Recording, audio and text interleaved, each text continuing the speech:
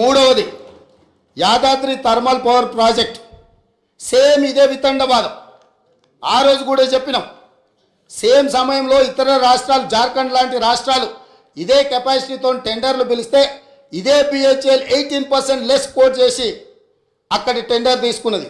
Same time G2G అంటే government నుంచి government సంస్థకి ఇస్తున్నాం, అంచనాల రేట్లతో మేము ఇచ్చేస్తాం.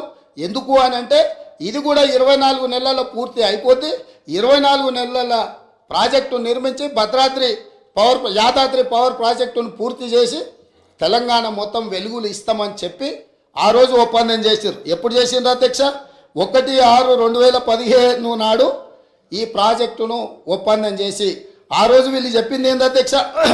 25,099 కోట్ల రూపాయలు అంటే పర్ మెగావాట్ 6,27,00,000తోటి పర్ మెగావాట్ మేము ఈ ప్రాజెక్టును 24 నెలల్లో పూర్తి చేస్తామని వీళ్ళు చెప్పడం జరిగింది అధ్యక్ష. యాదాద్రి పవర్ ప్రాజెక్ట్ ఈరోజు ఇంకా పూర్తి కాలే అధ్యక్ష. పోనీ ఏమన్నా ఈ గనులు ఆ జిల్లా నుంచి వచ్చిన మంత్రి గారు పాపం మా మంత్రి వెంకటరెడ్డి గారి మీద ఓ అని దాడి చేస్తుడు. ఆయన మొత్తం రైతుల జీవితాలలో మొత్తం వెలుగులు తీసుకొచ్చినాయి. నీ సొంత జిల్లాలా నీ కూతవేటు దూరంలో ఉన్న మొదలుపెట్టిన ప్రాజెక్టు 2015లో మొదలు పెడితే 2023 వచ్చింది. 8 సంవత్సరాలు పూర్తిగా వస్తుంది. ప్రాజెక్టు పూర్తి కాలే. ఇప్పుడు కూడా 2024-25లో పూర్తి చెయ్యొచ్చు అని అంచనాలు వేస్తున్నారు. దీనికి మీరు నల్గొండ జిల్లా ప్రజలకు క్షమాపణ చెప్పాల్సింది పోయి మంత్రులు ఏది మాట్లాడితే ప్రతి మంత్రి మీద దాడులు చేయడమేనా? అది ఈరోజు దాదాపుగా 6,27,00,000కు మేము చేస్తామని DPR మొదలుపెట్టి ఈరోజు 34,543 కోట్లకు అంచనాలు పెరిగినాయి. దాంతో కూడా పూర్తి కావడం లేదు. 8,64,00,000 రూపాయలకు పర్ మెగావాట్ ఇవాళ పూర్తి చేస్తామని వచ్చింది. కానీ ఇది పూర్తి కాలేదు కాబట్టి ఇది కూడా 9 కోట్ల పైచిల్కు చేరుతుంది.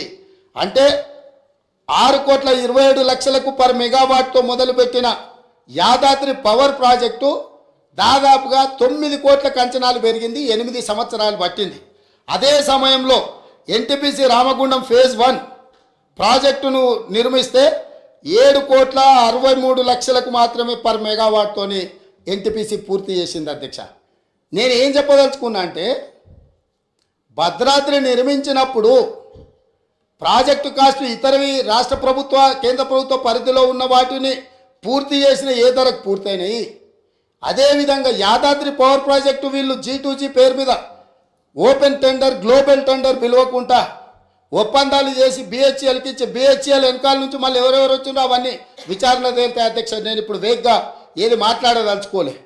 కాబట్టి యాదాద్రి పవర్ ప్రాజెక్టు 4,000 మెగావాట్లతోని ఏదైతే నిర్మాణం చేపట్టి తెలంగాణ మొత్తం విద్యుత్తును అందిస్తామని గత ప్రభుత్వం చెప్పిందో ఈనాటికి కూడా పూర్తి కాలేదు. ఈ పూర్తి కాకపోవడానికి, ఈ అంచనాలు పెరగడానికి, అదే సమయంలో సూపర్ క్రిటికల్ టెక్నాలజీతోని అత్యంత అధునాతనమైన విధానాలతో ఏదైతే నిర్మాణం జరిగినాయో ఆ పక్కనే ఉదాహరణకు ఉన్నాయి. కాబట్టి ఈ 3 ప్రాజెక్టులు, ఒకటి ఛత్తీస్గఢ్ ఒప్పందం, 2 భద్రాద్రి కొత్తగూడెంలో నిర్మించిన 1,080 మెగావాట్ల నిర్మాణము ఒప్పందం, అదేవిధంగా మూడవది యాదాద్రి థర్మల్ పవర్ ప్రాజెక్టుకు సంబంధించి BHELతో చేసుకున్న ఒప్పందాల నుంచి ఈనాటికి జరిగిన పరిణామాల మీద వారు కోరుకుంటున్నారు. కాబట్టి పారదర్శకంగా ఉండాలని వారు ముందుకు వచ్చినందుకు అభినందిస్తూ మా వైపు నుంచి కూడా మేము పారదర్శకంగా ఉన్నాం. తమరి అనుమతితోని జ్యుడిషియల్ ఎంక్వైరీకి ఈ 3 ప్రాజెక్టుల్లో మేము రెఫర్ చేస్తున్నాము. దీనికి కావలసిన మిగతా కార్యాచరణ మా శాఖ మంత్రి గారు, ఉప ముఖ్యమంత్రి గారు దీన్ని నెక్స్ట్ ప్రొసీడింగ్స్ ఏమి ఇవ్వాలి, ఏ రకంగా ముందుకెళ్లాలనో దీని మీద దృష్టి పెడతామని తెలియజేస్తున్నా అధ్యక్ష.